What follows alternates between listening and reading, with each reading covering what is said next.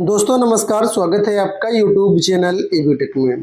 दोस्तों इस वीडियो में हम लोग बात करने वाले हैं AWS 2023 नोटिफिकेशन के बारे में। इसका नोटिफिकेशन PRT TGT PGT के लिए जारी कर दिया गया है। इस वीडियो के माध्यम से हम डिस्कस करने वाले हैं कि इसमें आवेदन करने के लिए शैक्षिक अर्हता क्या होगी, आयु सीमा क्या होगी, परीक्षा का पैटर्न क्या होता है, चयन इसमें कैसे होता है, आवेदन फॉर्म कब से कब तक भर सकते हैं। कंप्लीट नोटिफिकेशन को यहाँ पर हम डिस्कस करेंगे, तो वीडियो को आप लोग पूरा देखना।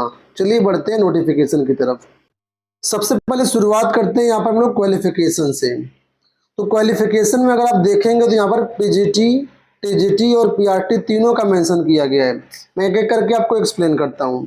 सबसे पहले PGT, तो PGT के लिए सिंपल सी बात है, आपके पास पोस्ट ग्रेजुएशन होना चाहिए, वो भी कितने परसेंट मार्क्स से, 50% मार्क्स से। साथ में आपका B.Ed भी होना चाहिए और B.Ed में भी 50% की अनिवार्यता है। दूसरी पोस्ट है TGT। TGT के लिए ग्रेजुएशन में 50% मार्क्स होना चाहिए, लेकिन यहाँ पर आपको छूट भी दी गई है। इसका ग्रेजुएशन में 50% नहीं है और उसने अगर PG किया हुआ है, मास्टर डिग्री की हुई है, तो उसको यहाँ पर छूट मिल जाएगी, लेकिन मास्टर डिग्री में 50% मार्क्स होना चाहिए। साथ में B.Ed में 50% मार्क्स होना चाहिए। इसके अलावा जो लोग PRT के लिए आवेदन करना चाहते हैं, तो PRT में ग्रेजुएशन होना चाहिए। इसमें भी ग्रेजुएशन में 50% की अनिवार्यता यहाँ पर है। ठीक है, इसके साथ आपके पास DLED है या BLED है या आपने B.Ed किया हुआ है, तो इसके लिए आप एलिजिबल है। लेकिन B.Ed के लिए बोला गया कि जॉब लगने के बाद आपको जो है 6 महीने का ब्रिज कोर्स करना होगा और इसमें भी 50% मार्क्स की अनिवार्यता है। तो ये तो बात हो गई एलिजिबिलिटी क्राइटेरिया को लेकर के। अब अगर आप तीनों के लिए फॉर्म भरना चाहते हैं तो तीनों के लिए भर सकते हैं, दो के लिए फॉर्म भरना चाहते हैं तो दोनों के लिए भी भर सकते हैं। जैसे अगर हम बात करें, अगर कोई कैंडिडेट ऐसा जिसने PG किया हुआ है और B.Ed किया हुआ है, तो वो तीनों के लिए फॉर्म भर सकता है। ठीक है, अब आपको बता दें, इसमें आवेदन करने के लिए सीटेट या टेट बिल्कुल भी मैंडेटरी नहीं है। ठीक है, ये एक तरीके से ऑनलाइन स्क्रीनिंग टेस्ट है। इसमें जब आप क्वालिफाई करेंगे तो एक आपको स्कोर कार्ड मिलेगा। ठीक है, स्कोर कार्ड के बाद फिर अलग अलग आर्मी पब्लिक स्कूल की तरफ से वैकेंसी आती है, जहां पर आपका इंटरव्यू डेमो वगैरह करवाया जाता है। उसके बाद आपका फाइनल सिलेक्शन होता है। तो चूंकि ये कोई वैकेंसी नहीं है, एक पात्रता परीक्षा है, इस वजह से यहाँ पर सीटेट नहीं मांगा गया है। लेकिन जब आप अप्लाई करेंगे इसके लिए, जॉब के लिए, जो अलग अलग विज्ञापन विद्यालयों की तरफ से आते हैं, तो वहां पर आपका सीटेट लगेगा। अभी फिलहाल सीटेट नहीं है तो कोई दिक्कत नहीं है। ठीक है, आपको बता दें ये जो नोटिफिकेशन इस तरीके का हर साल आता है, लेकिन इस बार कई सारे बदलाव किए गए हैं। तो मैं अभी आपको बदलावों के बारे में बताऊंगा कि क्या क्या नए बदलाव हुए हैं। अब यहाँ पर एज देख लो आप। एज यहाँ पर दो तरीके से बताई गई है। अगर आप एक फ्रेशर अभ्यर्थी हैं तो आपके लिए एज कितनी रहेगी, अगर आप एक्सपीरियंस्ड अभ्यर्थी हैं तो आपके लिए कितनी एज रहेगी। देखिए, ऐसे अभ्यर्थी जिनको एक्सपीरियंस नहीं है वो फ्रेशर अभ्यर्थी माने जाएंगे। तो यहाँ पर देखो नीचे बताया गया है कि जो अभ्यर्थी फ्रेशर हैं, कोई भी उनको एक्सपीरियंस नहीं है, ठीक है, उनके लिए जो एज है 40 ईयर्स है। ठीक है, मैक्सिमम एज 40 ईयर्स है फ्रेश कैंडिडेट्स के लिए। लेकिन कम से कम अगर आपको 5 साल का एक्सपीरियंस है तो आप फ्रेशर माने जाएंगे, और फ्रेशर के लिए यहाँ पर जो एज है वो 57 ईयर्स है। ठीक है, बाकी यहाँ पर बाइफरगेट करके दिया गया है। अगर आप आर्मी स्पाउस हैं तो आपको कितना यहाँ पर एज में क्राइटेरिया में छूट मिलेगी, तो अब वो यहाँ चीज आप लोग देख सकते हैं। एज कब से काउंट की जाएगी, तो बोल रहे हैं एज जो काउंट की जाएगी वो 1 अप्रैल of the year of the appointment. Appointment के 1 अप्रैल की डेट से आपकी एज जो है काउंट की जाएगी। तो ये तो बात हो गई एज की। अब बात कर लेते हैं यहाँ पर हम लोग एग्जाम पैटर्न की और एग्जाम डेट के बारे में। तो यहाँ पर देखिए बताया गया जो एग्जाम डेट है आपका 30 सितंबर और 1 अक्टूबर, इन दो डेट में आपका एग्जाम करवाया जाएगा। ठीक है, एग्जाम कैसे होगा, तो ऑनलाइन मोड में आपका एग्जाम होगा। ऑनलाइन मोड में होगा, MCQ मल्टीपल चॉइस क्वेश्चंस आपसे पूछे जाएंगे। एग्जाम का जो फॉर्मेट है जो ब्लूप्रिंट है वो बोला एनेक्सर 4 में दिया गया है, तो अभी हम उसको डिस्कस कर लेंगे। पहले यहाँ पर एग्जाम सेंटर देख लो। तो एग्जाम सेंटर के बारे में बोला गया कि जो एग्जाम सेंटर होंगे उसकी लिस्ट आपको जो है एनेक्सर 5 में मिल जाएगी, कहाँ कहाँ एग्जाम होंगे सेंटर की लिस्ट उन्होंने दे दिया है, उसको हम देखते हैं। अच्छा, जो आपका परीक्षा होगा उसको समझ लेते हैं। यहाँ पर जो परीक्षा देखो उसमें बताया गया एक क्वेश्चन जो होगा 1 नंबर का होगा और टोटल 200 नंबर का आपका पेपर होगा, ठीक है। और इसमें आपकी 1/4 की नेगेटिव मार्किंग का भी प्रावधान रखा गया है। तो ये सारी बातें हो गई एग्जाम पैटर्न से रिलेटेड, ठीक है। अब हम चलते हैं इसके एनेक्सर 4 की तरफ, जहां पर हम डिस्कस करते हैं इसका एग्जाम पैटर्न, ठीक है। तो यहाँ पर नीचे आओगे तो एग्जाम पैटर्न आपको मिल जाएगा। ये तो एलिजिबिलिटी क्राइटेरिया वाला, ये देखो यहाँ पर एग्जाम पैटर्न दिया गया है। सबसे पहले बात करते हैं प्राइमरी टीचर्स के लिए। तो प्राइमरी टीचर्स की बोला गया 3 घंटे का आपका पेपर होगा, 200 नंबर का पेपर होगा आपका, 2 घंटे का आपको टाइम मिलेगा आई थिंक इसमें, सॉरी टाइम 3 घंटे का है, क्वेश्चन 200 होंगे और पेपर भी 200 नंबर का होगा, मतलब एक क्वेश्चन 1 नंबर का है। इसमें देखो आपके 3 पार्ट होंगे, ठीक है। पहला पार्ट होगा बेसिक जीके और करंट अफेयर का, इसके 10 क्वेश्चन होंगे। अब इसमें क्या क्या पढ़ना है तो वो चीज़ें यहाँ पर दी गई हैं कि करंट अफेयर पढ़ना है, नेशनल इंटरनेशनल ग्लोबल लेवल की पढ़ना है। सेक्शन बी होगा पेडागोजी का, curriculum and education policy methods का, इसके 20 क्वेश्चन होंगे। इसमें क्या क्या पढ़ना है तो ये सब टॉपिक दिए गए हैं आपको आगे। इसके बाद सेक्शन सी होगा एकेडमिक प्रोफिशिएंसी का, इसके 170 क्वेश्चन होंगे, ठीक है। इसमें क्या क्या पढ़ना है तो एनसीईआरटी बुक्स आपको पढ़नी है, कहाँ तक की तो बोल दिया गया यहाँ पर 6 to 10th स्टैंडर्ड की बुक्स आपको पढ़नी होंगी, ठीक है।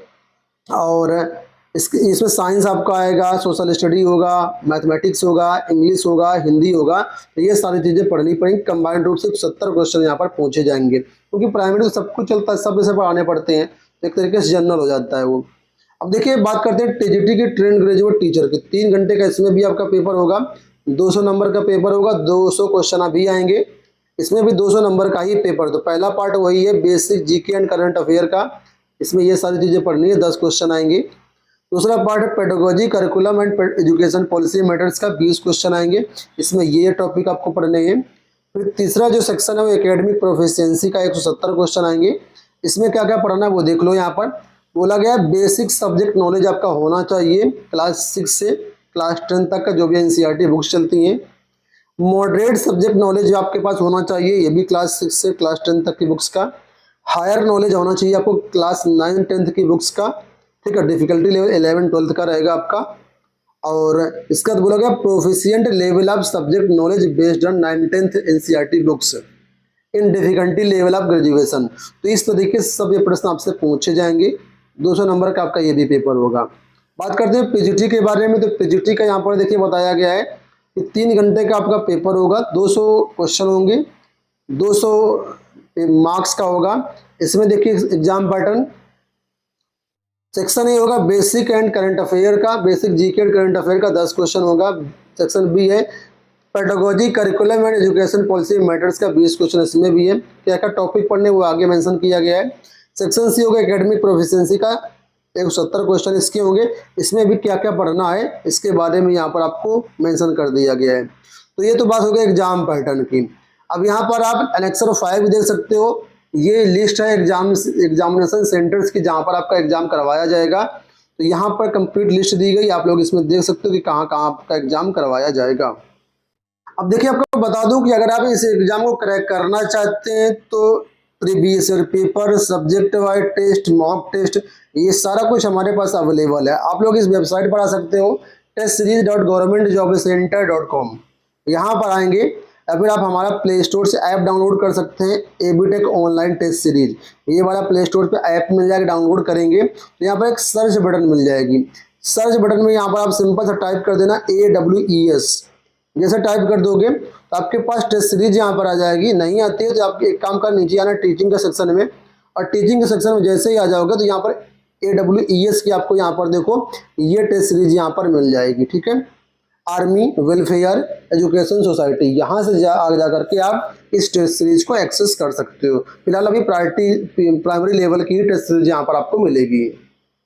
अब बात करते हैं क्या इस नोटिफिकेशन के अनुसार आपको फॉर्म भरना चाहिए, क्या इस विज्ञापन के आधार पर हमें जॉब मिलेगी, तो वो मैं आपको बताता हूँ। यहाँ पर देखिए, ये एक संस्था है आर्मी वेलफेयर एजुकेशन सोसाइटी, ठीक है।